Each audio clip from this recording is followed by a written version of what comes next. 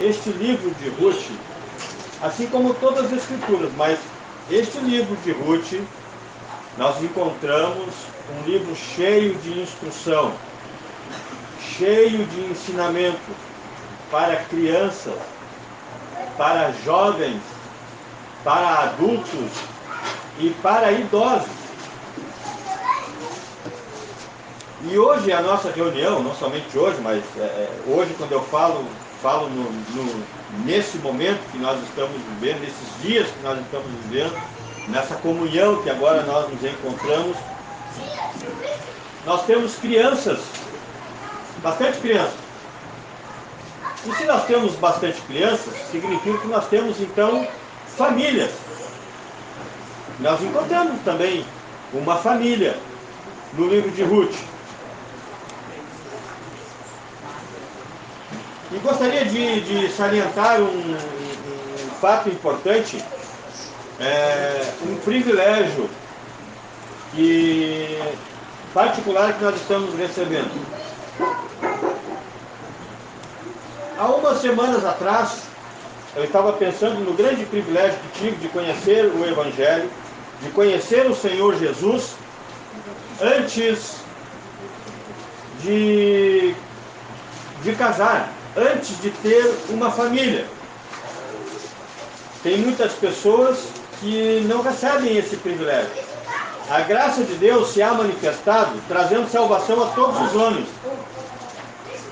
E esta salvação encontra o ser humano em diversas situações, em diversas circunstâncias. Ela encontra pessoas velhas no fim da vida. Ela encontra pessoas com um relacionamento ruim. Ela encontra pessoas que contraíram vários relacionamentos. E assim por diante. A graça de Deus se há manifestado, trazendo salvação a todos os homens. Mas, crianças, jovens, que privilégio nós temos de conhecermos o Senhor Jesus no início de nossas vidas.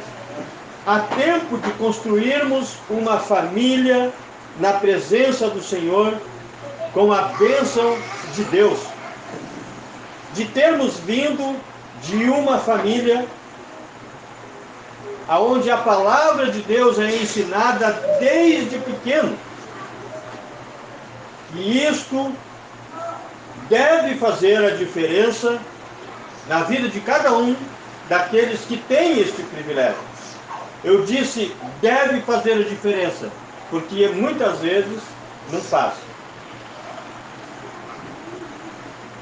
Eu creio que não é novidade para ninguém aqui.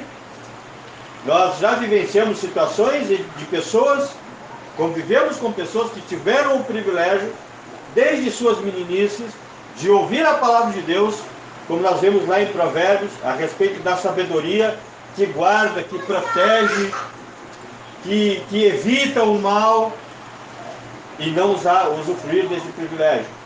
E é para o mal, e é para a morte, e é para a condenação.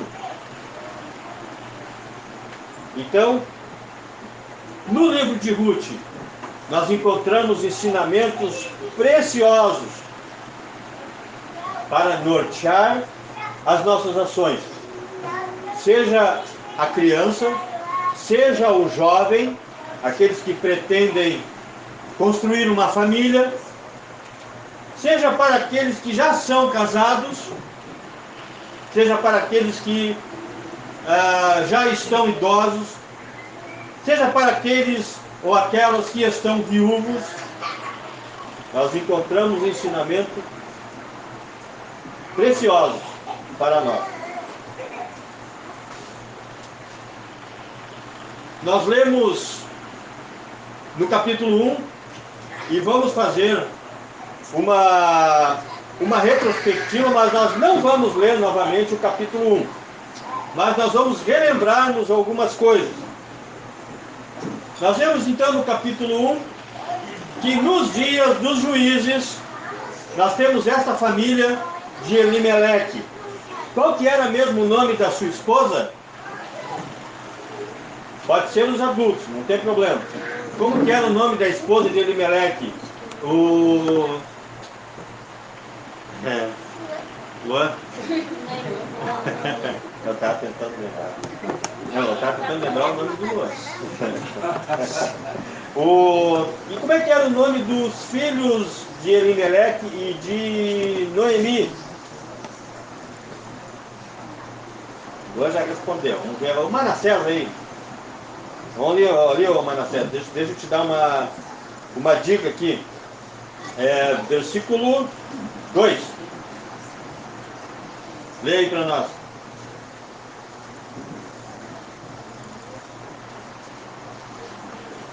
Capítulo 1, versículo 2. Era o nome deste homem, eu de sua mulher, eu de seus 2 filhos, Malom e Quilom, Efrateu de Belém e Judá, e chegaram aos campos de Moabe e de Canaã. Muito bem. No versículo 2 nós temos o nome de toda a família, né? E por que mesmo? Fala, Tiago. O nome dos filhos eram Quilion e Efrateus. Tá. Quilion e Malom. O Efrateus é porque eles eram de Efrata. Tá? Então no versículo 2 nós temos o nome de toda a família. Qual foi mesmo o motivo que eles migraram de Belém de Judá para Moabe? Qual que foi a razão, Manassés? Por falta de comida. Muito bem. Mas, pela leitura que nós tivemos no domingo passado e por aquilo que nós conversamos um pouco, e talvez por aquilo que vocês puderam colher durante esta semana, por que razão eles estavam passando necessidade? Por que razão não havia comida em Belém? Porque nós já falamos no domingo passado que Belém significa casa do pão. Belém, Judá significa ele é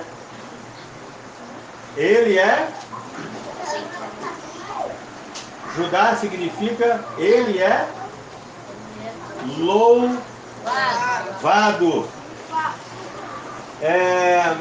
Elimeleque significa, que nós falamos semana passada, meu Deus é rei.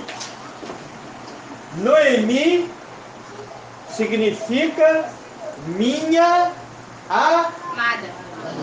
amada ou meu prazer. Efrata significa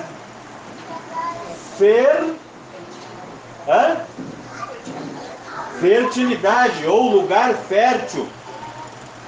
Se nós unirmos estes nomes, que têm grande relevância, que é muito significativo para nós, nós podemos então termos uma ideia da grande e maravilhosa bênção que Deus tinha para o seu povo. E como nós vemos no Antigo Testamento, no Novo Testamento também, que tudo quanto antes foi escrito para nosso ensino foi escrito, e isso também nós temos um outro versículo também em 1 Coríntios, capítulo 10, que diz ali que todas estas coisas estão escritas também para aviso nosso. Nós podemos também concluir que Deus, assim como Deus tinha uma bênção maravilhosa para o povo de Israel, da mesma forma hoje Deus tem uma bênção maravilhosa para a sua igreja. Porque, olha só, Belém, casa do pão. Pão significa o quê? Alimento, comida, né? Efrata, que significa fertilidade. O que é uma terra fértil?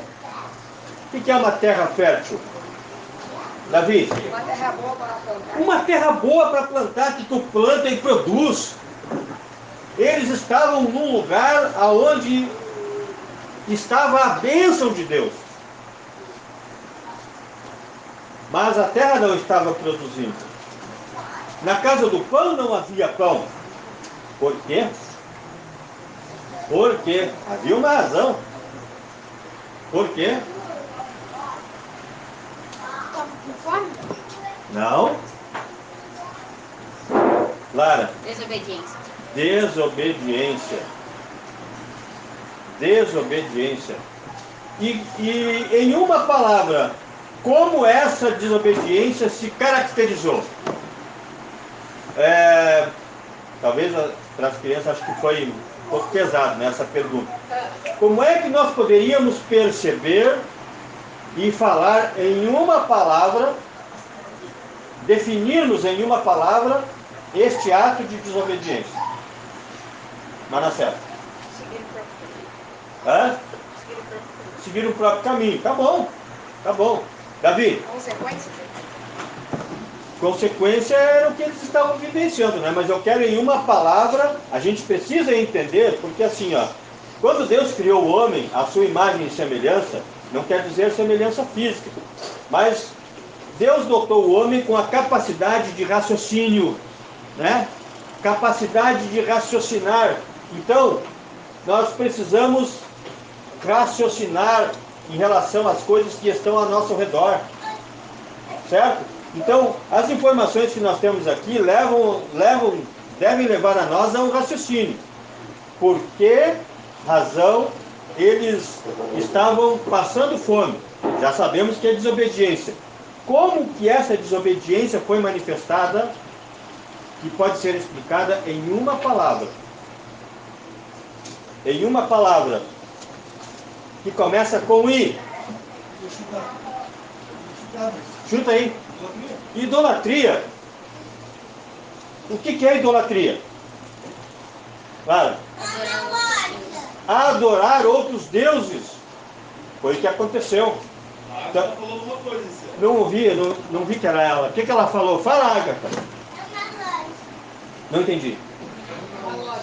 Idolatria, Uma loja? Ah, bom, eu vou pensar nisso então. Então, também pode ser definido também como prostituição espiritual. É o abandono de Deus. Mas, como isso não era um problema, não era um problema pessoal, mas era um problema nacional, Deus, na sua santidade, na sua justiça e, sobretudo, no seu amor, teve que tomar uma atitude. Qual foi a atitude de Deus? Em uma palavra. Em uma palavra. E aí eu aceito os sinônimos também desta uma palavra. Lara? Castigo. Castigo. Tá. Tá bom. Não tá errado. Tiago? Desobedecer. Não. Lídia? Hã? Não é isso. Em uma palavra. Johnny? Juízo. Juízo. Tá, mas eu queria uma outra palavra ainda que nos dá uma ideia ideal. Correção. Outra palavra, sinônimo de correção.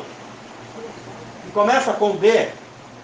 Disciplina. Disciplina. Porque Deus corrige e açoita todo que ama e a todo que recebe por filho. Essa disciplina era por causa do amor de Deus, da fidelidade de Deus. Deus não poderia de forma alguma permitir que eles continuassem vivendo como eles estavam vivendo. Deus queria abençoá-los. E esta disciplina fazia parte da bênção. Mas o que a palavra, o que em Provérbios muitas vezes nos adverte em relação à disciplina? Entre muitas coisas nós podemos pensar, ela dá uma advertência para alguém que quando é disciplinado, ele não gosta. E aí a palavra de Deus adverte ele e diz algo para ele. Quem é que se lembra? Não te, quando for disciplinado, não te. O que é que se lembra? Eu não me lembro do versículo, mas me lembro que é de Provérbios.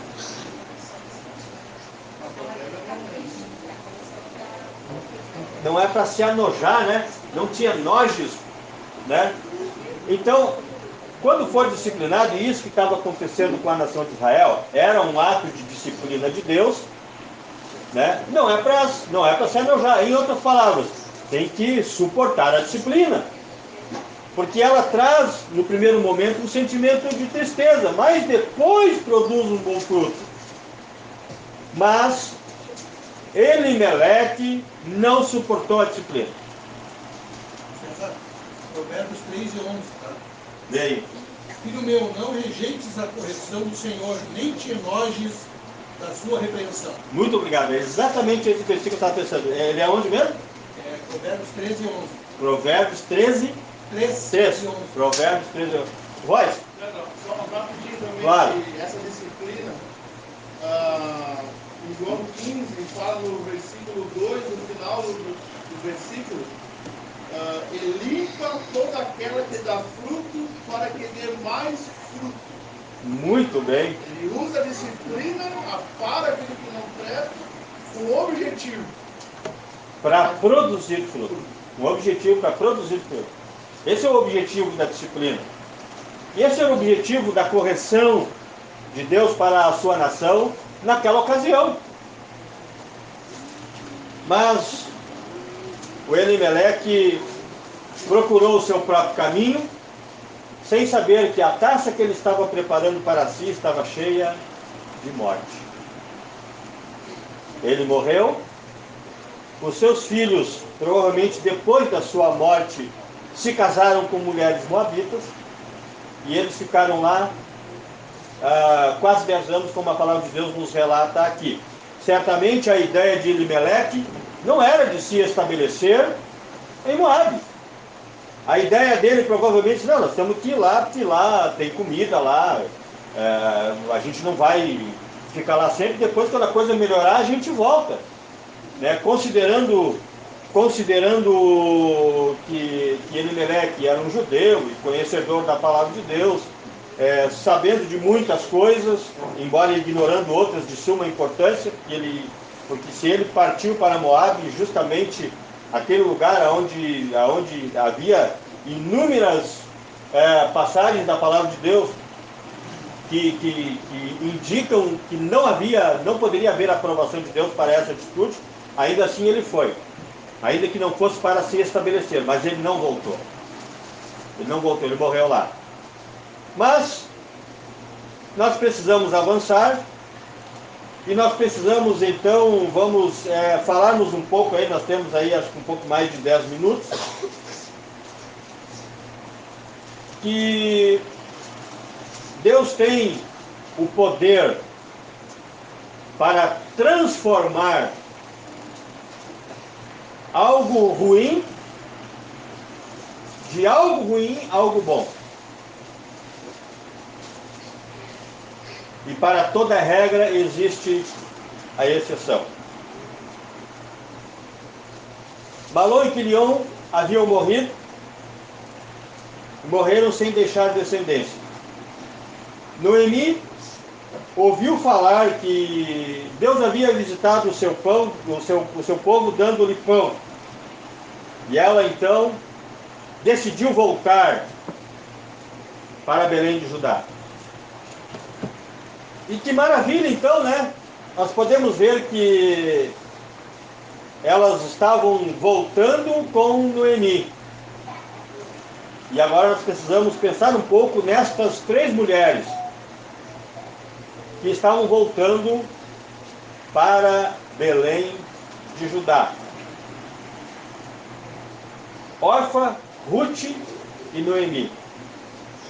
Todas as 3 chegaram em Belém de Judá? Ou alguma voltou para Moabe?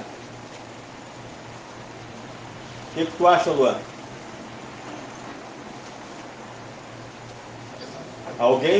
Todas as 3 foram para Belém de Judá? Ou alguma voltou para Moabe? Só Ruth e Quem voltou para Moabe, Davi? Orfa. Muito bem. Mas é interessante que ela chegou aí, né? Estava indo. E no versículo 10 diz assim, ó. E disse-lhe: certamente voltaremos contigo ao teu povo. Porém Noemi disse: voltai, filhas minhas, por que iríeis comigo? Tenho eu ainda no meu ventre mais filhos para que vos sejam dadas, para que vos sejam por maridos? Voltai, filhas minhas, ide-vos embora, que já muito velha sou para ter marido. Ainda quando eu disse, tenho esperança, ou ainda que esta noite tivesse marido, e ainda tivesse filhos, esperá-lo-íeis até que viessem a ser grandes, deter-vos-íeis por eles, sem tomardes marido? Não, filhas minhas, que mais amargo me é a mim do que a vós mesmos, porquanto a mão do Senhor se descarregou contra mim. Olha só, vamos pensar um pouquinho nesta argumentação de Noemi. Como estava, será, o coração de Noemi? Cheio de quê? Tristeza. Cheio de tristeza, cheio de dor, cheio de amargura. E quando os nossos corações estão assim, vocês perceberam as palavras que ela falou para as suas noras? Baseado naquilo que Noemi falou para as suas noras, elas poderiam fazer uma boa decisão? Baseado no que Noemi falou? Sim. Elas poderiam fazer, baseado no que Noemi falou? Não. Tudo que Noemi falou, tiraria da mente, do coração delas,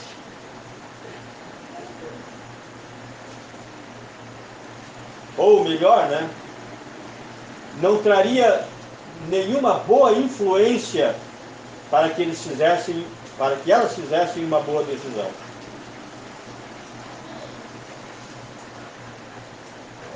Nós vemos que Orfa voltou. Ainda que nós podemos ver que ela chorou, né? Chorou na primeira vez, chorou na segunda, vemos 2 vezes ela chorando. Ela olha para a proposta de Noemi e pensa, realmente a minha felicidade está com os meus pais, está na minha terra, está nos meus deuses. Não está com ela. Os nossos olhos, quando olham na perspectiva horizontal, é assim mesmo. Porque esta foi a visão que Noemi passou para ela. Não pôde na sua amargura, na sua infelicidade, na sua tristeza, ela não pôde ser, naquele momento, uma boa influência. Mas nós vemos que Ruth não foi influenciada por isso. Por que será?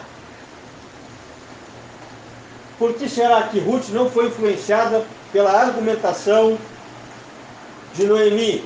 Esther. O olhar dela estava numa outra perspectiva. Por que será? Porque o olhar de Ruth estava noutra perspectiva.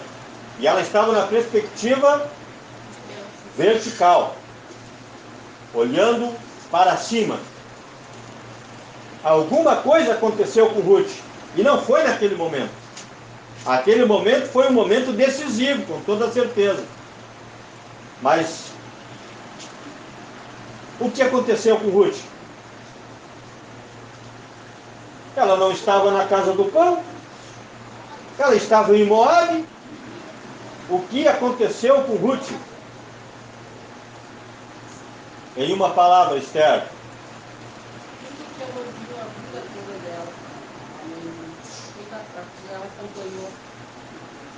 Então ela conheceu não somente uma família, claro, ela conheceu a Deus. Se por um lado nós vemos aqui Noemi, neste momento de amargura, não sendo uma boa influência, nós vemos por outro lado uma vida que mesmo lá em Moabe puderam testificar do Senhor. E embora não fosse a vontade de Deus, e isso fica muito claro, embora não fosse a vontade de Deus que eles tivessem ido embora, eles não aderiram o costume dos moabitas.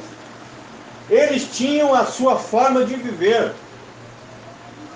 Talvez até, acredito realmente que na mente, no coração de Elimeleque, estivesse o cuidado deles não se envolverem da mesma forma de viver que os moabitas. E creio que o casamento de Malom e Quilion se deu após a sua morte. O esteio da casa, a coluna da casa, foi tirado.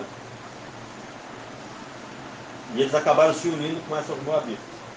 Mas nós vemos então que Ruth ali manifesta naquele momento algo que já havia acontecido no coração dela. Uma mudança na sua mente, uma mudança no seu coração. E isto é externado, é manifesto pelas suas palavras e pela sua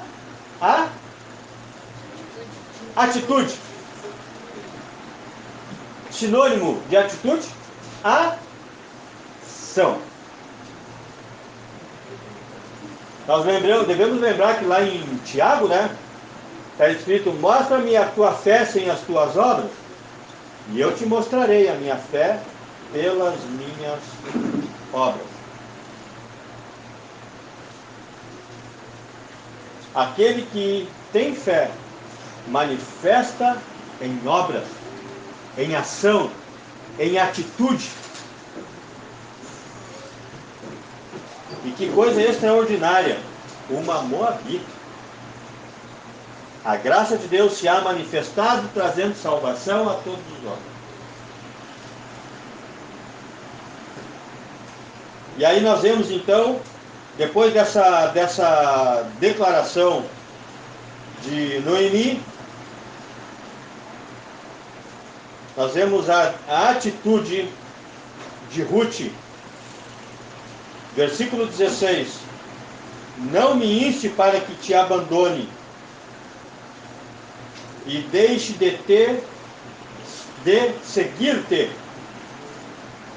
porque onde quer que tu fores, eu irei, e onde quer que tu pousares, ali pousarei eu. O teu povo é o meu povo, o teu Deus é o meu Deus. Onde quer que morreres, morrerei eu, e ali serei sepultado. O que nós encontramos aqui não é simplesmente um sentimento de amor de uma pessoa em relação à outra. O que ela fala para Noemi fala de convicção espiritual, de um sentimento que se origina em Deus, que tem o seu começo, que tem o seu nascimento em Deus. E é interessante, isso é muito instrutivo para nós, o que ela fala, porque elas estavam voltando para Belém. E Ruth poderia dizer: aonde tu for lá, quando tu chegar lá, tu morar lá na tua casa, eu vou morar contigo na tua casa. A tua terra vai ser a minha terra. As palavras dela são muito parecidas com uma palavra de um peregrino. Porque ela diz: onde quer que tu fores, irei eu.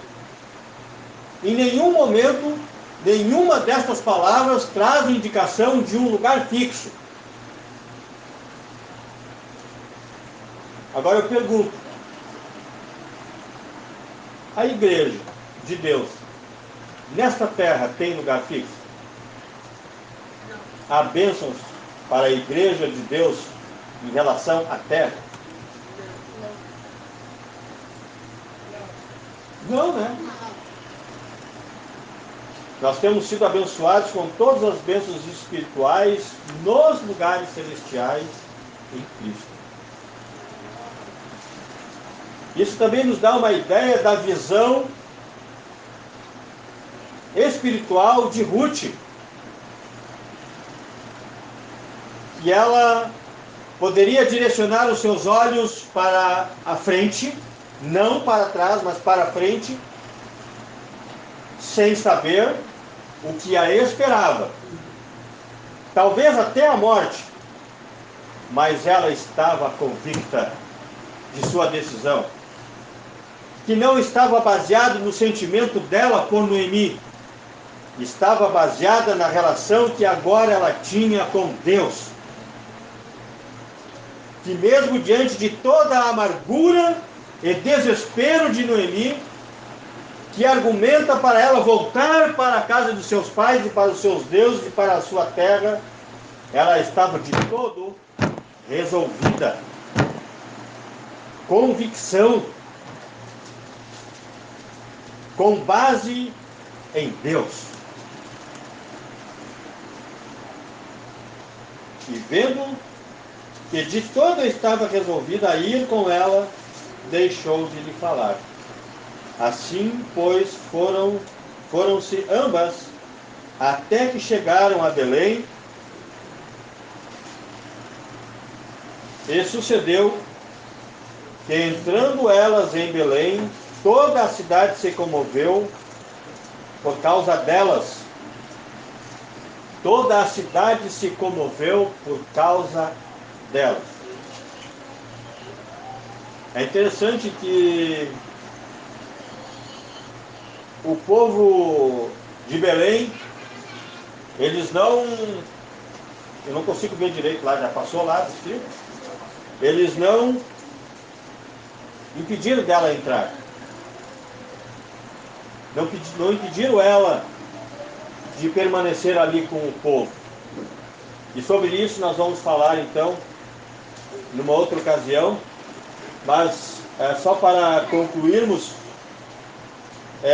esta comoção se deu certamente pelo conhecimento da história dela, do que aconteceu com ela. Nós não vemos aqui em nenhum momento alguém falando: ah, viu, que tinha que sair daqui, ah, bem feito, não sei o quê, nada disso. Se comoveram com a situação delas, pela história delas. E isso é importante para nós irmos pensando também que tem 3 tipos de pessoas que a palavra de Deus está sempre manifestando que Deus se importa e se preocupa com essas pessoas. Os órfãos. A outra? Quem falou? Viúva. E o outro? O último? Que era o caso da Ruth. O caso da Ruth. Ô, mano. E estrangeira. Estrangeira. Deus tem uma preocupação especial. Ele dá uma atenção especial, melhor dizendo, para esses 3 tipos de pessoa que estão nos planos de Deus. o órfão, as viúvas e os estrangeiros.